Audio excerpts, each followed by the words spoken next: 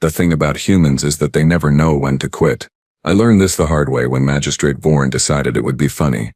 Absolutely hilarious really to assign the impossible contract to the newest species in the Galactic Commerce Union.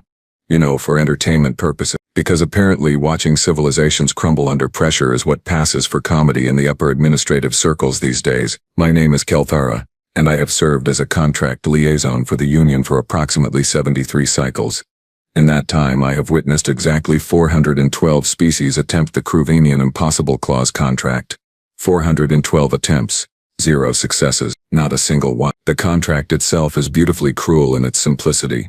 Design, manufacture and deliver a fully functional atmospheric processor capable of terraforming a Class 9 hostile world within 30 standard rotations. Oh, and it has to be completely sustainable, require 0 external maintenance for at least 500 cycles, and cost less than 12 million credits to produce. Most species take one look at the specifications and politely decline.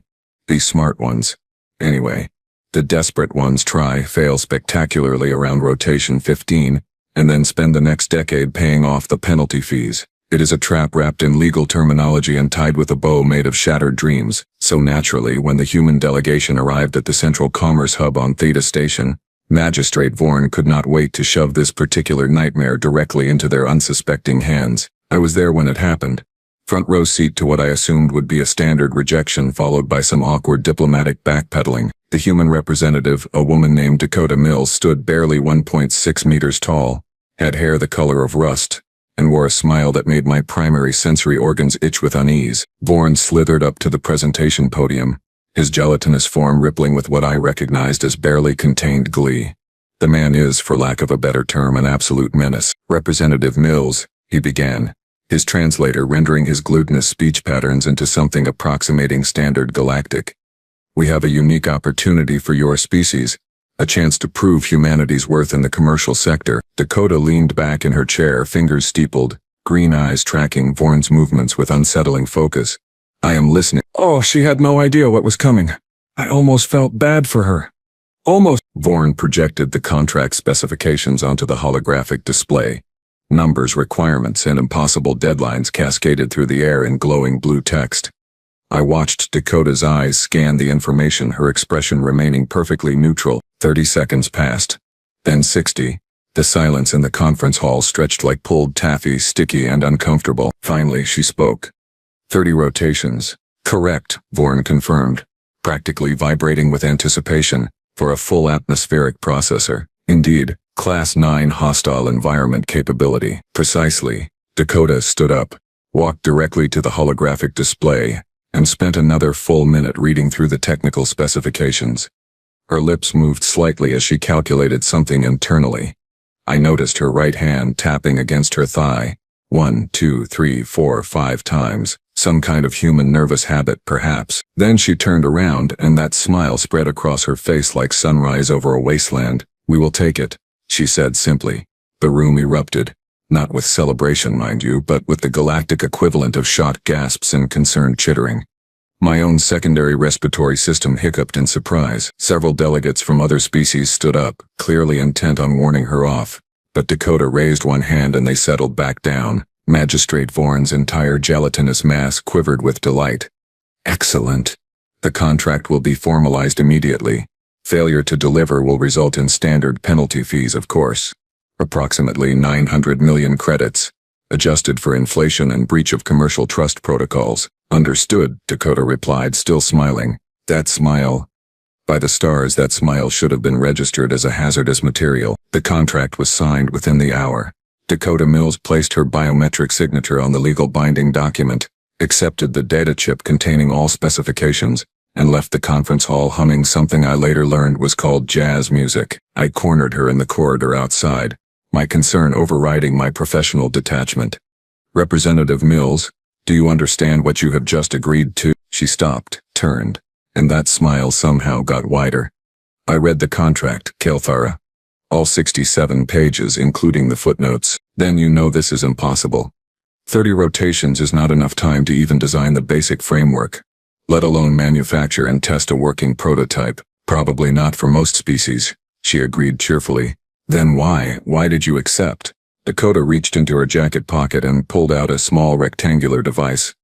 She tapped it a few times, and a holographic projection appeared showing what looked like technical schematics. Because we already built one. Well, 3 actually. We have been terraforming Mars for about 15 years now. This contract? It is basically asking us to package up existing technology and ship it across the galaxy. I stared at her. My translator must have malfunctioned because there was no way I heard that correctly. You already have this technology. Yep, fully functional. Yep, and you can manufacture it within 30 rotations. We can have it done in 10, honestly. But I figured we might as well use the full deadline. Gives us time to make sure everything is absolutely perfect. Also, my team really wanted to add some upgraded features. You know how engineers are, always tinkering. My primary brain and secondary brain had a brief argument about whether this was actually happening. But the specifications, they are designed to be impossible. The cost limitations alone, 12 million credits, is nowhere near enough to— Oh, that part is easy, Dakota interrupted, waving her hand dismissively. Our manufacturing costs per unit run about 8.3 million credits. We were planning to sell these commercially anyway, so this contract is basically free advertising plus a guaranteed first sale. Win-win. I felt something I had not experienced in many cycles. It might have been hope. Or possibly indigestion.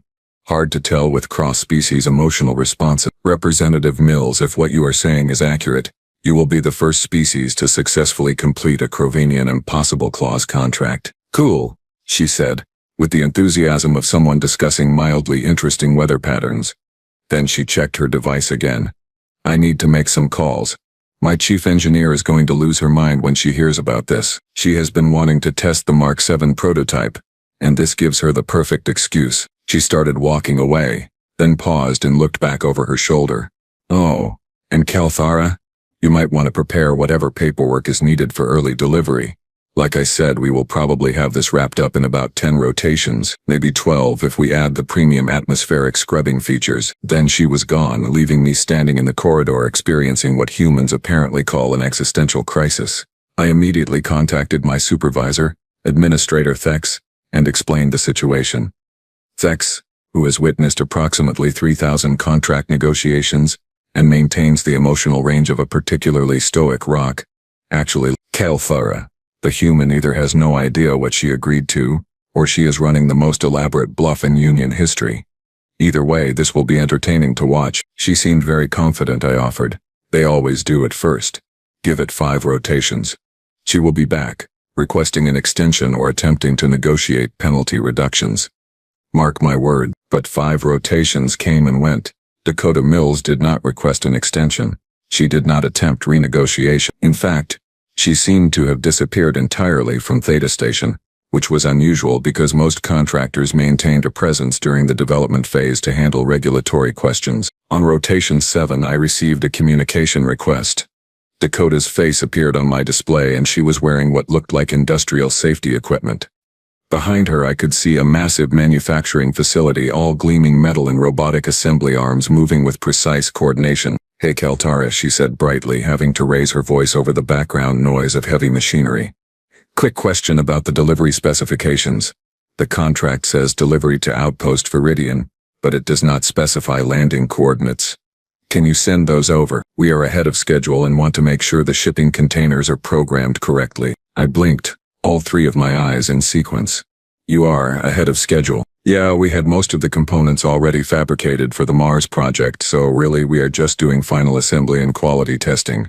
Should be ready for shipping by rotation 9-10 at the latest. A massive robotic arm swung through the frame behind her, carrying what looked like a primary atmospheric catalyst chamber.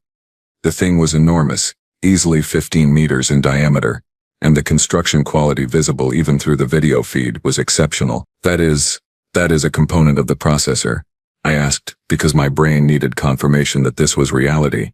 Main catalyst chamber, yeah. We have 6 of them in production right now. The contract only requires 1, but we figured having backups is good business practice. Plus, if this works out, we will probably get more orders. So, efficiency. She was not sweating. She was not stressed. She was not stressed. She was not displaying any of the typical signs of a contractor facing an impossible deadline. Instead, she looked like someone casually discussing a routine delivery schedule. "I will send the coordinates immediately," I managed to say. "Perfect. Oh, and heads up, we are adding some bonus features. No extra cost. We just think they make the product better.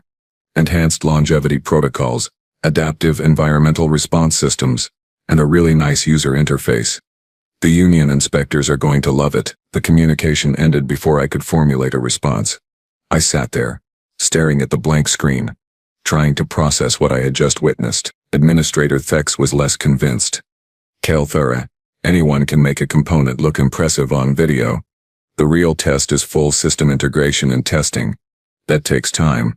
Time she does not have." "But what if she does have it? What if humans actually?"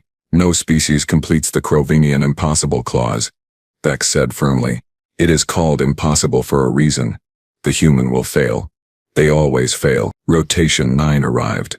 I was in my office, processing standard commercial licensing agreements and trying not to think about Dakota Mills and her impossible confidence, when my communication system lit up with an urgent priority message. It was from the outpost Viridian receiving dock. "Liaison Kelthara, we have a problem. There is a human cargo vessel requesting clearance to dock. They are claiming delivery for contract GCU 7074-4 Crovenian." My sensory organs went rigid. "That is impossible. The deadline is not for another 21 rotation." "Nevertheless, they are here." The manifest lists 1 complete atmospheric processing system, 6 backup catalyst chambers, technical documentation, and something called a user manual with pictures. I pulled up the tracking information. Sure enough, a mid-sized human cargo ship designated the Steady Hand was in approach vector to Outpost Viridian. The pilot was requesting expedited docking clearance, due to, and I quote, "having dinner plans back on Earth, and wanting to avoid traffic." I authorized the docking and immediately contacted Dakota Mills. She answered on the first ping and she was grinning like someone who had just won a bet with the universe itself. "Hey, did our delivery arrive okay?" I told Captain Harris to take the express route, but he insisted on the scenic path through the nebular corridor. Said it shaves off 3 hours. "Representative Mills, the deadline is 21 rotations away." "Yeah, I know. But like I said, we finished early. The Mark 7 prototype performed even better than expected in testing. Honestly, this thing could probably terraform a Class 10 hostile world. But the contract only specified Class 9, so we did not want to overpromise." She paused, then added with absolutely devastating casualness, "Is early delivery a problem? Because we can hold it in orbit if that messes up your paperwork." "No," I said, my voice sounding distant even to my own auditory receptors. "Early delivery it is acceptable." "Great. Oh, and we included the installation manual. It is pretty straightforward, mostly plug and play. But we figured having documentation is professional. There are diagrams and everything." The inspection took 6 standard hours. Union-certified engineers swarmed over the atmospheric processor, checking every component, every connection, every specification against the contract requirements. It was perfect.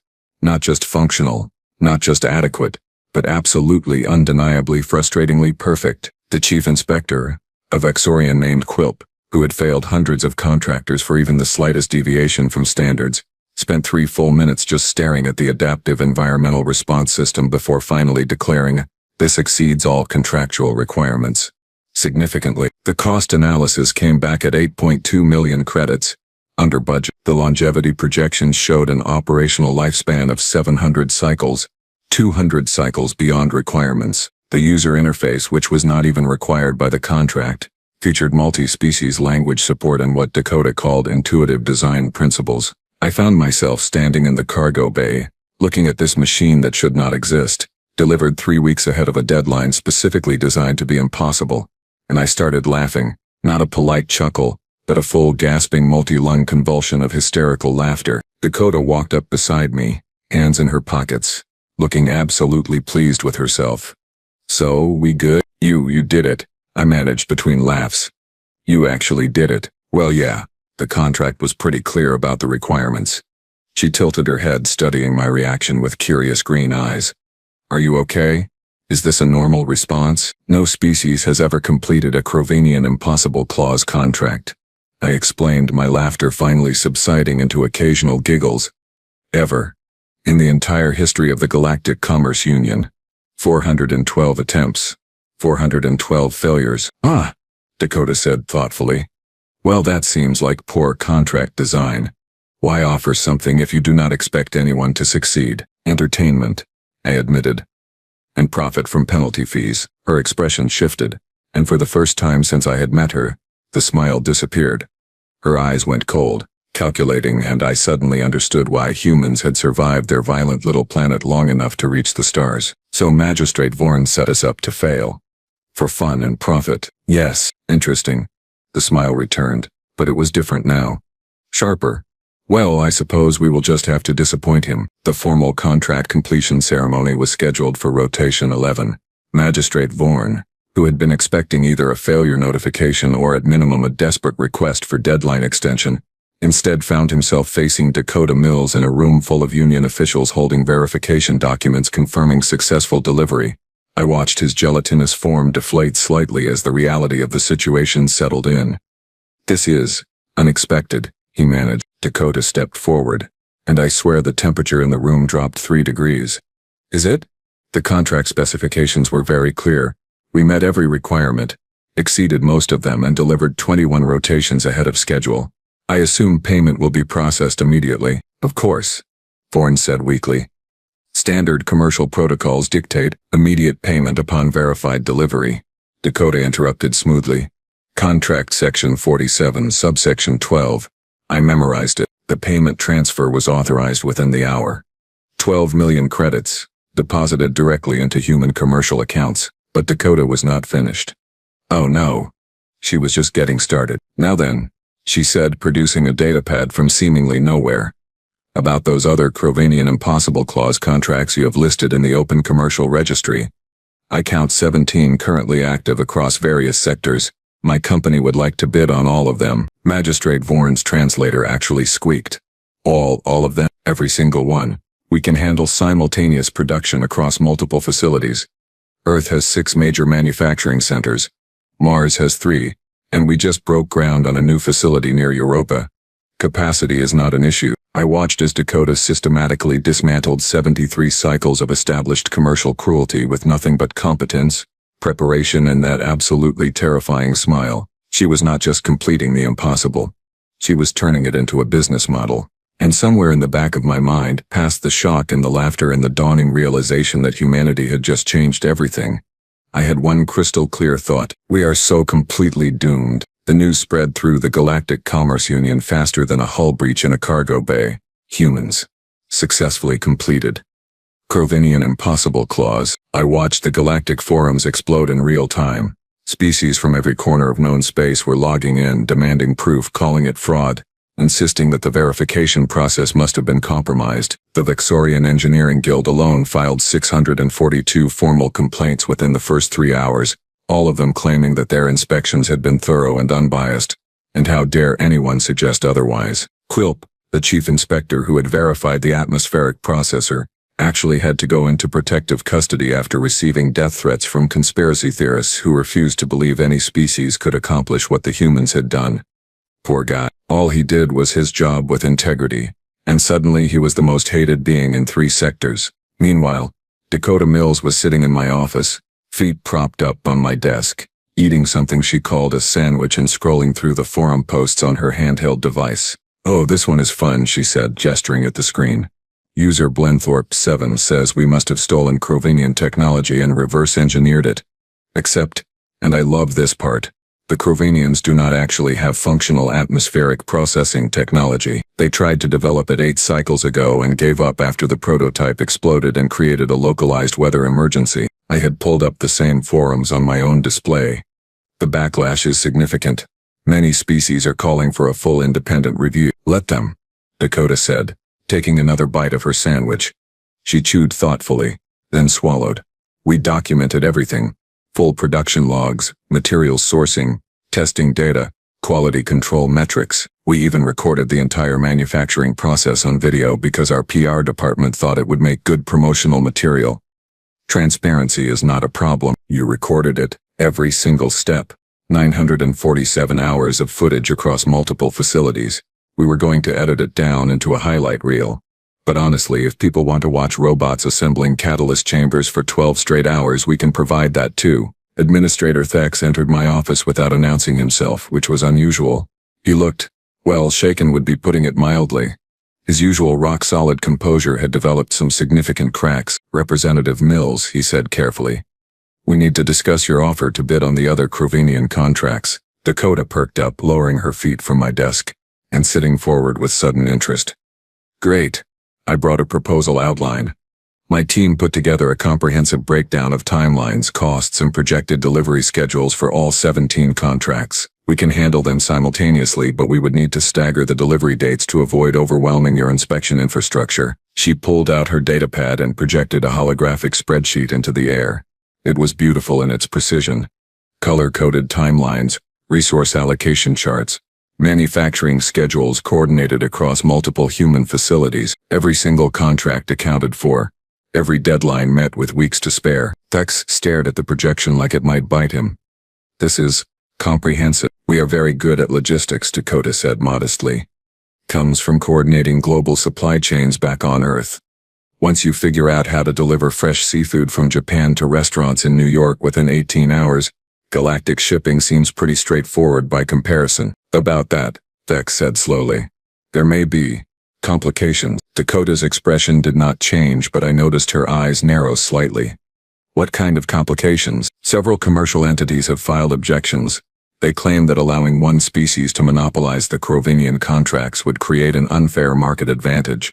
Unfair, Dakota repeated, her tone flat. The contracts were publicly listed. Open bidding. We submitted a legitimate proposal. How is that unfair? Thex shifted uncomfortably. There are concerns about precedent. If humans can complete these contracts, it undermines the traditional structure of union commerce. I watched Dakota process this information. Her jaw tightened, and she set down her sandwich with careful precision. Let me make sure I understand, she said, her voice taking on a dangerous quality that made my sensory organs want to retract into my skull. For 73 cycles, the union has been using these impossible contracts as entertainment and profit generation through penalty fees. Hundreds of species have failed, lost fortunes, and faced financial ruin.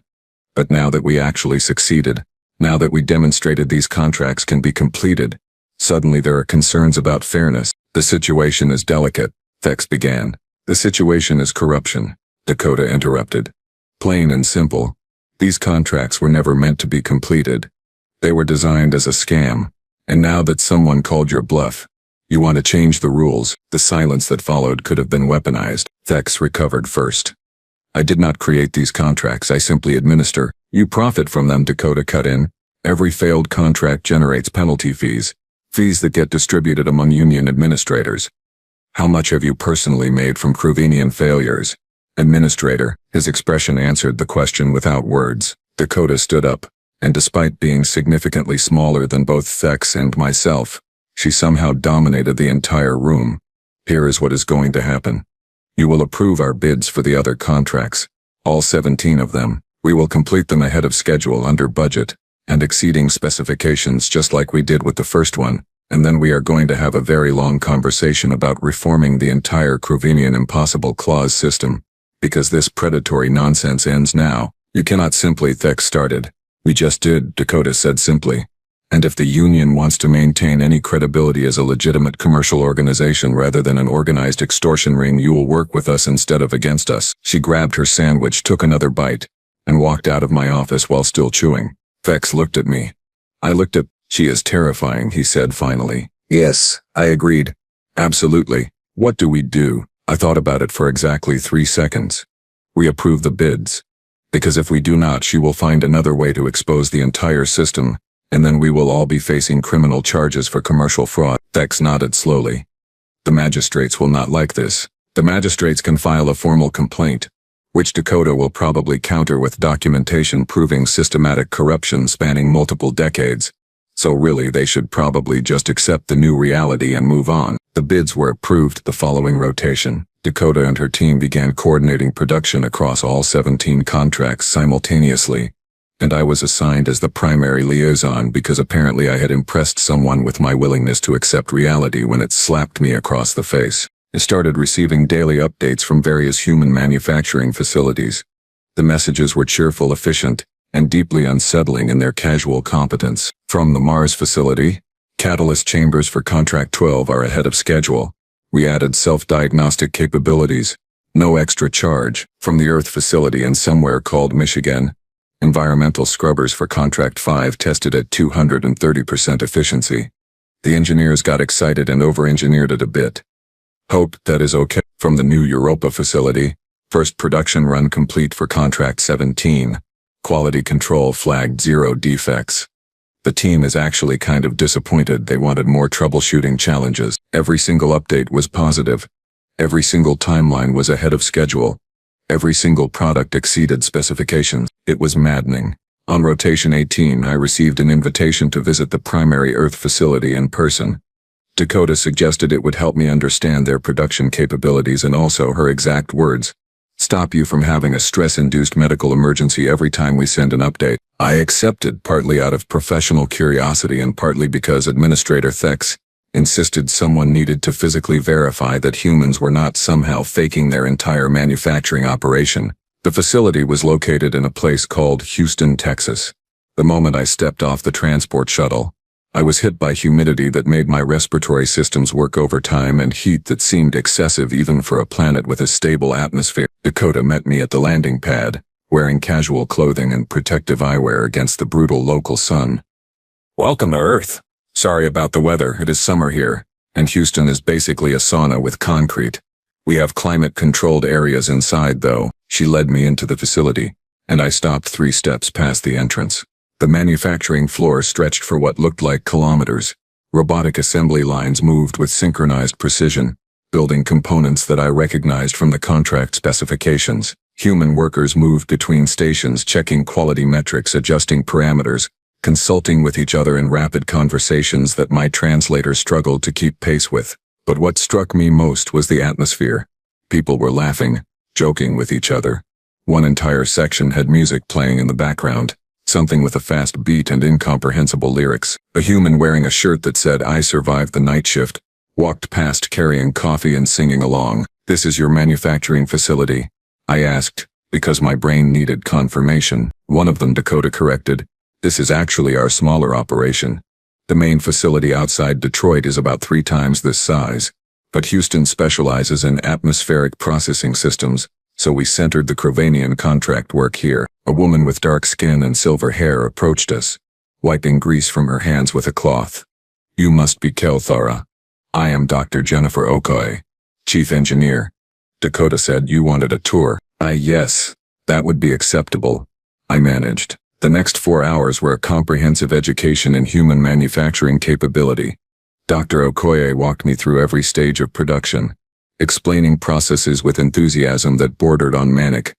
She showed me quality control stations where every component was tested beyond failure points. She introduced me to her engineering team, who seemed genuinely excited to explain their work. At one station, a young engineer named Marcus was stress testing a catalyst chamber seal. "Contract specs say it needs to withstand pressures up to 900 kilopascals, he explained, gesturing at the monitoring equipment. "We are testing it at 1500. So far it has not even flexed." "Why test beyond specifications?" I asked. Marcus looked at me like I had asked why water was wet. "Because what if the specifications are wrong? What if the actual environmental pressures end up higher than predicted? We want our products to survive worst-case scenarios, not just optimal conditions, but that increases production costs by about 4%, Dr. Okoye interjected, "which we absorb because we would rather overbuild than risk product failure. Reputation matters." We passed a section where workers were packaging completed atmospheric processors for shipping. Each unit was being loaded into specialized containers with enough protective padding to survive a direct meteor strike. "Delivery for Contract 8, Dakota explained. "Scheduled to ship in 3 rotations, which puts us 16 rotations ahead of deadline." "Do you ever miss deadlines?" I asked, genuinely curious. Dakota and Dr. Okoye exchanged glances, then both started laughing. "Once," Dr. Okoye said, wiping tears from her eyes. "Back in 2037 we had a contract to deliver water purification systems to the lunar colonies. Hurricane damaged our primary shipping port, and we ended up 2 days late." 2 days, Dakota added, out of a 6-month timeline. Our CEO was furious. Sent out a company-wide memo about how we had failed our customers and needed to rebuild trust. We implemented 4 new redundancy protocols and expanded our shipping options to prevent it from ever happening again. You restructured your entire logistics operation because of a 2-day delay? Of course, Dakota said, like this was obvious. Our reputation is everything. If we say we will deliver on Tuesday, we deliver on Tuesday, preferably Monday, just to be safe. I spent that night in guest quarters at the facility, lying awake and trying to process what I had witnessed. The efficiency, the quality standards, the obsessive attention to detail.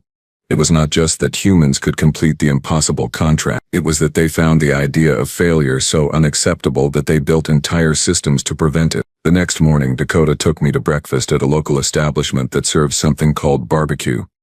The food was aggressively spiced and absolutely delicious, which I did not mention because admitting humans had mastered cuisine along with everything else seemed like overkill. So, Dakota said, drowning some kind of meat in red sauce. What do you think? I think your species is going to fundamentally change galactic commerce, I said honestly. Cool. That is kind of the plan. She took a bite, chewed, swallowed. The thing is, Kael'thara, we are not actually that special. We just work hard and care about doing things right. Most species could do what we do if they wanted to. Then why have not they? Because your system does not reward competence, she said bluntly. It punishes failure so severely that nobody tries. The Crovanian contracts are designed to be impossible so species do not even attempt them. But impossibility is just another engineering problem. You define the constraints, identify the obstacles and solve them systematically. She leaned forward, green eyes, intense. You know what the real difference is between humans and most other species in the Union? We grew up on a planet that was actively trying to kill us. Hurricanes, earthquakes, diseases, predators, droughts, flood. Every single disaster you can imagine, Earth threw it at us, and we survived by acting, innovating and refusing to accept that anything was truly impossible. So you apply that same philosophy to commercial contracts. We apply it to everything, Dakota corrected. It is not about the contracts. It is about the mindset. Someone says something cannot be done, and we hear that as a challenge, not a limitation. We finished breakfast, and Dakota dropped me off at the landing pad for my return shuttle. Before I boarded, she handed me a data chip, production schedules for all 17 contracts, she explained. Updated in real time. You can track our progress from anywhere in the galaxy. We have nothing to hide. I took the chip, then hesitated. Dakota, what is your actual goal here? Beyond completing contracts and making profit, she smiled, and this time it was not terrifying or calculated. It was genuine. We want to be part of something bigger than ourselves. The Galactic Commerce Union represents thousands of species working together across light years. That is incredible, but it only works if the system is fair, if everyone has a real chance to succeed. So you are reforming Union commerce out of idealism. Idealism and spite, she admitted cheerfully. Magistrate Vorn tried to scam us. That was a mistake. Now we are going to prove that his impossible contracts are not impossible at all. And maybe, just maybe, we will inspire other species to stop accepting mediocrity and start demanding better. The shuttle ride back to Theta Station gave me plenty of time to think. About humans, about the Union, about the fact that everything I thought I understood about galactic commerce was apparently wrong. When I arrived, Administrator Thex was waiting for me with news. 3 more species have submitted bids for Crovanian contracts, he said, looking simultaneously pleased and disturbed. Inspired by the human success. They are demanding the same opportunity to prove themselves. That is good, is it not? It is terrifying, Thex corrected. If multiple species start completing these contracts, the entire penalty fee revenue stream collapses. Union administration will need to find alternative funding sources. Or perhaps, I suggested carefully, the Union could operate on legitimate commercial fees from successful transactions rather than profiting from engineered failures. Thex stared at me. Kael'thara, when did you become a reformer? Approximately 4 hours ago during breakfast in Houston, Texas. Over the next 15 rotations, I watched Dakota and her team systematically complete all 17 Crovanian contracts.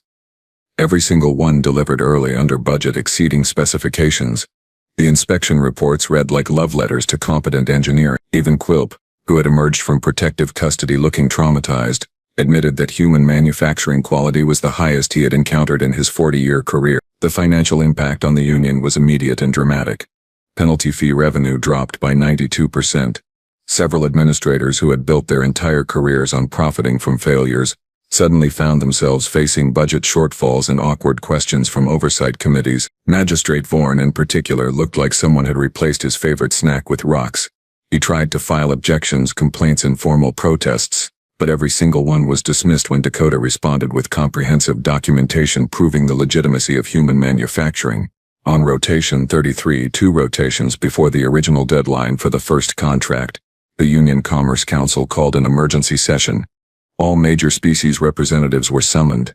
I attended as primary liaison, with Dakota sitting beside me looking completely relaxed. The council chambers were packed. Species from across the galaxy had gathered to witness what everyone knew was coming. Grand Chancellor Mevix, a towering being from a high-gravity world, called the session to order with a resonant voice that rattled the walls.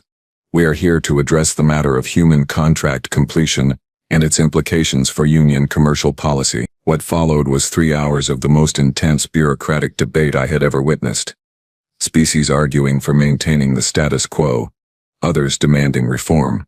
Financial projections being thrown around like weapons, legal precedents cited and dismissed. Dakota sat through all of it without saying a word, just watching and occasionally taking notes on her datapad. Finally, Grand Chancellor Mevix turned to her directly. Representative Mills, the council would hear from humanity regarding your intentions. Dakota stood, and the room fell silent. Our intentions are simple, she said, her voice carrying clearly through the massive chamber. We want to do business with the Galactic Commerce Union. Fair business. Legitimate business.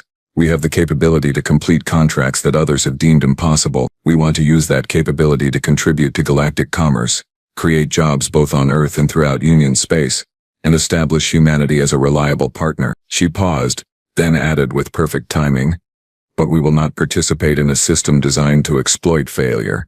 Either the Union reforms its predatory contract practices, or we will take our manufacturing capabilities elsewhere. I hear the Outer Rim Consortium is very interested in establishing trade relationships with species who value competence over corruption. The threat was clear.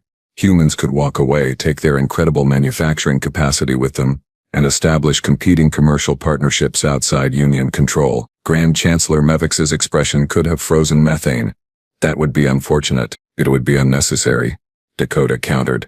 If the Union simply operates with integrity, remove the impossible contracts designed to generate penalty fees, establish fair standards that challenge species to excel rather than setting them up to fail, create a commercial environment where success is rewarded and innovation is encouraged, and if we do this, humanity will remain within Union commerce.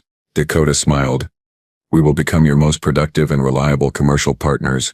You will make far more from successful transactions than you ever did from penalty fees. And other species will be inspired to raise their own standards, creating a rising tide that lifts everyone. Another hour of debate followed, but the outcome was inevitable. The council voted to reform the Crowenian Impossible Clause contracts, establish new fair standards for commercial agreements, and create an oversight committee to prevent future exploitation. The vote was not unanimous. Magistrate Vorn and several other administrators voted against reform, probably calculating their lost revenue, but they were outvoted by species who recognized that the old system was dying whether they liked it or not. After the session ended, I found Dakota in the corridor outside the chambers. She was on her communication device, talking to someone back on Earth. Yeah, it went well. They voted for reform. No, I think we can finalize the partnership agreements by next week. Okay. Love you too. Tell the kids I will be home in 3 days. She ended the call and noticed me standing there. Hey Keltaria. We did it. You did it, I corrected. You changed everything. We just built some atmospheric processors, she said modestly. The Union changed itself. We just provided motivation, by threatening to leave, by offering an alternative, she corrected. There is a difference. We did not want to leave, we want to be part of the galactic community. But not at the cost of our integrity. I thought about that for a moment. What happens now? Dakota grinned. Now? We build things. Amazing things. We work with other species, share technology, learn from each other. We prove that cooperation and competence create better outcomes than competition and corruption. Just like that? Just like that. She confirmed. Look, I know it seems idealistic, But humans have rebuilt our entire civilization multiple times after devastating wars, plagues, and disasters. We know how to start over. We know how to build better systems. And we know that the only way forward is together. She started walking toward the shuttle bay, then paused and looked back. Oh, and Keltara, you should apply for the new oversight committee. You have integrity, you understand the system, and you are not afraid to call out corruption when you see it. We need people like you making sure the reforms actually stick. Then she was gone, heading back to Earth, leaving me standing in an empty corridor contemplating a future that looked nothing like the past. 3 cycles later, I submitted my application for the Oversight Committee. I was approved unanimously. 6 cycles after that, the first reformed commercial contract was issued. Fair specifications, reasonable deadlines, legitimate payment structures. It was completed successfully by a Diluvian engineering firm working in partnership with human technical advisors. 1 year later, the Galactic Commerce Union reported record revenue from successful contract completions. Penalty fees had dropped to nearly zero, but transaction volume had increased by 400%, and Dakota Mills became something of a legend. The human who walked into an impossible situation smiled, delivered the undeliverable, and changed an entire galactic economic system in the process. I still see her occasionally when her company expands into new sectors, or when particularly challenging contracts need consultation. She always asks about my family, remembers details from previous conversations, and treats everyone with the same respect regardless of species or status. The thing about humans I finally understand is not that they never know when to quit, it is that they refuse to accept that quitting is the only option, and that makes all the difference.